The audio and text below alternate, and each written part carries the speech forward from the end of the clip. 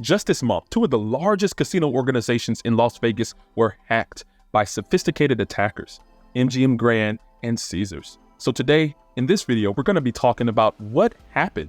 What happened? How did the bad guys get in? And we're going to also talk about some of the mitigations that organizations need to take in order to protect themselves against these type of attacks. Come on, let's have the discussion. Let's talk about it.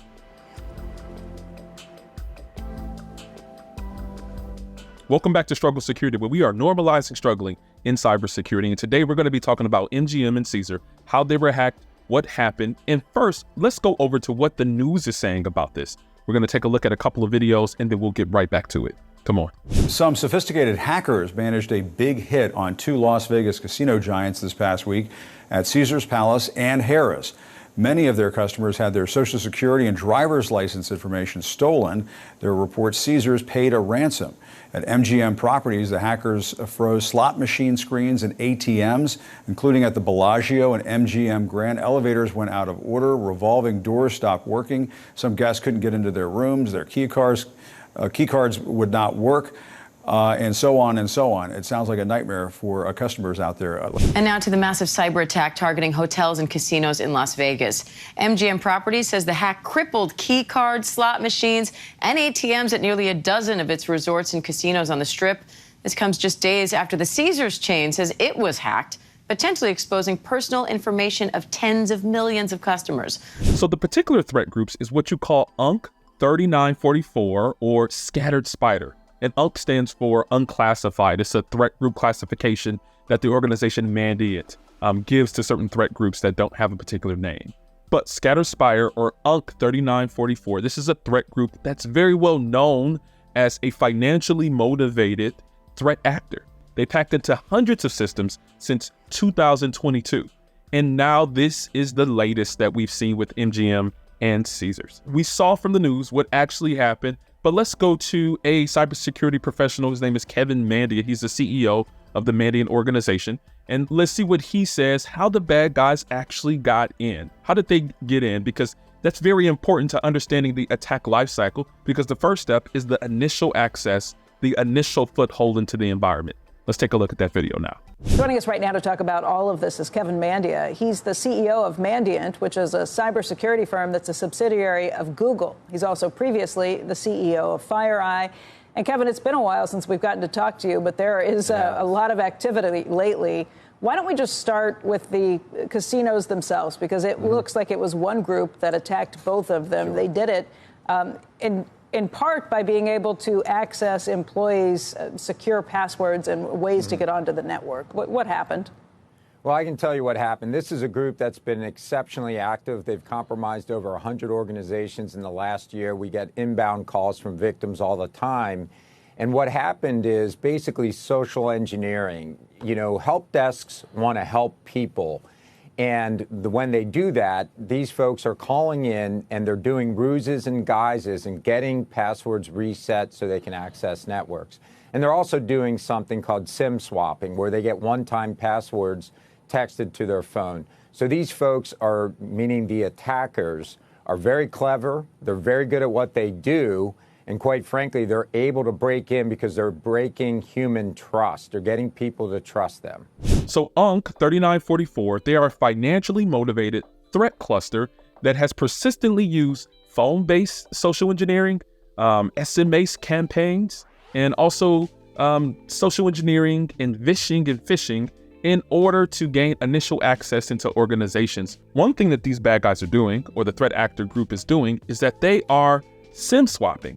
This means that they are doing reconnaissance on people. They're finding out people's names, their phone numbers, their maybe social security number, their date of birth, sensitive information about people. They're calling phone carriers and they're impersonating them over the phone, and they're asking them to, hey, can you initiate or can you activate a particular SIM card to a different phone?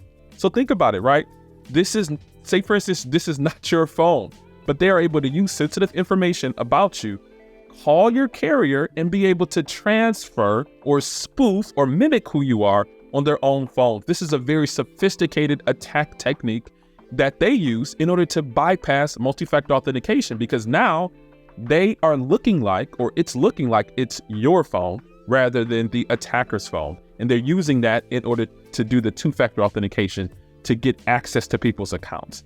Very, very sophisticated attack, very tactical there. So that's one of the methods that they're using. But they're also using other things like social engineering, whether phishing attacks or vishing attacks, where again, utilizing your phone, they're calling individuals and saying, hey, I'm impersonating a help desk person. And hey, give me access to your computer or install this particular software or click on this particular link from an email that I just sent you in order for me to help you out with your issues for that company. So there were certain people who were targeted within the MGM and Caesar that for vishing and phishing emails, which the bad guys used in order to gain access to those systems. So now let's talk about the attack lifecycle of this particular threat group. As we mentioned before, the initial compromise is using SMS phishing campaigns, phone calling victims, right, or vishing, right, impersonating help desk individuals, or SIM swapping, the one that I told you, they're acting as if they are the ones that have your phone and authenticating to your environment. So the next one is establishing a foothold by utilizing those compromised credentials or utilizing those compromised accounts in order to move into the networks and systems within the organization. And then it's all game from there. That's where you're seeing the maintaining persistence with all of those different tools, those remote access tools and software that they might have directed the targets to download and put onto their systems. Next, they're moving laterally, right? They're trying to use RDP or remote desktop protocol, valid accounts and SSH or secure shell in order to authenticate to other systems, other environments to move laterally across the organization and compromising accounts. They're also doing things like escalating privileges, where they're using very common attack tools like Mimikatz in order to dump credentials from compromised machines where you might find that there is a higher level privileged individual's credentials on that machine. So that's one thing that they're doing to escalate privilege, going from maybe a regular user in order to go to maybe a domain admin or even a local admin for that system.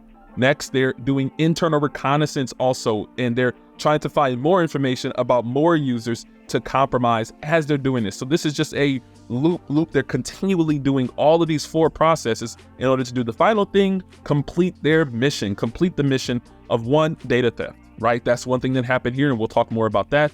They're also doing things to stop themselves or stop those tools internally from detecting their activity.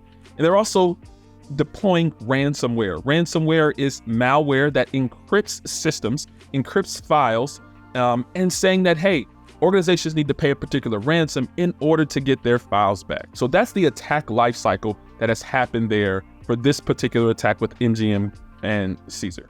Today's video sponsor is Nord, the same organization that brought you the Nord VPN or virtual private network. The product that we're going to be talking about today is NordPass for Business, which is a password manager product that enables users to save time and energy, allowing organizations to focus on the things that are most important, the actual business. Not only that, NordPass eases the burden of being able to access business accounts, share information across the organization securely, and even do things like allowing payments efficiently. And it's backed by some of the best cybersecurity technologies today. Let's talk about some of the features of NordPass. One of them is the breach reporting feature, which is a 24/7 scanner that is monitoring the internet and being able to report back to you and your organization on if your accounts, your password, your usernames have been compromised within some large-scale breach. Fun fact here, it takes organizations around 212 days to identify a breach, where this delay can cost time, energy, and money for organizations. With this breach reporting feature, it enables organizations to be able to reduce the timeline to restore if you are compromised, and saves organizations a lot of money. The second feature that we want to talk about is the password generator, right? Let me guess. You have a handy dandy password that you use across your social media accounts and even within your business accounts. Let me also guess that it in some way has maybe your birth date in there, another maybe fun fact, maybe the name of your dog. And if you're fancy, you might have an exclamation mark at the end of the password.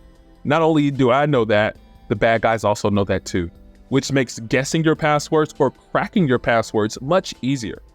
Now, with the password generator tool, it allows NordPass to be able to generate a randomly strong password for you and your organization so that the bad guys cannot easily access your sensitive accounts with your credentials. It makes it more difficult for them to guess a strong password that is generated by NordPass. If you want more information about NordPass, which I think is a great product for your business, large or small or medium size, go ahead and take a look at the comment section or the first comment pinned for a free 3-month trial. So you can try it out, right?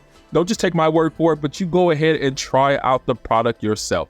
And again, thank you, Nord, for sponsoring our video. And take a look at NordPass, and hopefully it can help you secure your passwords and your information for your organization. Now let's talk about the results. What happened? What happened as a result of all of this hacking? We talked a lot about the hacking, but there were certain affected systems, things that had went down, as we saw from the previous videos. Gaming systems, right? You can't play your blackjack or anything. Hotel room access, where individuals, this is all a digitized system, so individuals cannot put their key cards in or utilize their phone apps in order to get into their rooms. Company websites were taken down. Elevators and door access. That's where you're getting into a lot of the safety systems there, right? If individuals can't get on the elevators, they might have a particular medical condition where they can't go up and downstairs. It becomes a safety issue at this point. So these are some of the effects here where it shows that not only has there been like slot machines or gaming systems that went down, but even safety systems, things like elevators and doors, and who knows what other systems were hacked to. Another thing that happened was stolen customer data. Credit card numbers, social security numbers, driver's licenses, and other sensitive customer information was exfiltrated out of that environment, and it was in the hands of the attackers. There were also 2 different outcomes that happened here. We know that what happened was that Caesar actually paid the ransom. They paid $15 million in ransom in order to get their systems back. They were able to decrypt the ransomware keys, or decrypt the ransomware in order to gain access to their systems once again. But MGM did not. They incurred all of those other issues, which actually might even incur more money or more of a financial burden than that $15 million in order to restore systems, to bring things back. So what should organizations do, right? We talked about how bad guys got in, the social engineering impacts, what were the effects, and the customer data stolen. What should organizations do to protect themselves from these things? One thing that organizations are being recommended is that they're enforcing Microsoft Authenticator, right? Rather than utilizing your phone in order for the 2-factor authentication. So that's one thing that happens there, is that when you're authenticating the systems, the Microsoft Authenticator application or others similar, right? I think that even Cisco has a product that also does like a multi-factor authentication capability, in order, rather than going to the phone, right, to thwart what this attacker group does. You can use some of those applications for your multi-factor authentication instead. Another one is increased security awareness. What happens when a target or somebody within an organization gets a phone call from someone who does not necessarily sound like they work for the company? Do they provide that information? Do they continue to have that phone call? I think that security is the responsibility for the entirety of the organization and not just for the security or the cybersecurity staff. So increased security awareness is something that's very important. But let's go back to what Kevin Mandia says, and he gives some recommendations for those mitigations, and we're going to take a look at that video right now. Is this a situation where MGM and Caesars had bad security, where Clorox had bad security, or is this simply a situation of there, but for the grace of God, go every other company? Well, I can tell you this group's breaking in. They are successful. So you can look at the victim companies and say, could they have done more? Every single company could always do more security, but it's hard to pitch a perfect game every single day. We're not used to threat actors that are this good at social engineering. And I can tell you right now, it is going to change the way help desks work. It's changed the way our help desk works. You have to start using FaceTime or video confirmation of who you're talking to so you can see the face, understand the person, and say, yes, I can reset that password. That really is Kevin Mandia at the other end of the phone. So unfortunately, that's kind of the state of how things are going. And we're also going to have to change using SMS or text messaging as a multi-factor to our authentication. So now that we have seen how the bad guys have gotten in, we've seen the way that they had their initial access by using social engineering in the MGM hack and been able to move laterally, escalate privileges, and eventually deploy their ransomware in that environment and steal customer data. We also know that there are things that you can do to thwart it, right? Security awareness training and also utilizing other applications for your multi-factor authentications rather than your phones, right? So we went over a lot of this information, but hopefully this has been something valuable to you. Hopefully this struggle, maybe for these organizations, won't be the same struggle for you and your organization. So hopefully this has been good. And again, this is Struggle Security, where we normalize struggling in cybersecurity and come again where we hopefully have alleviated one of your struggles.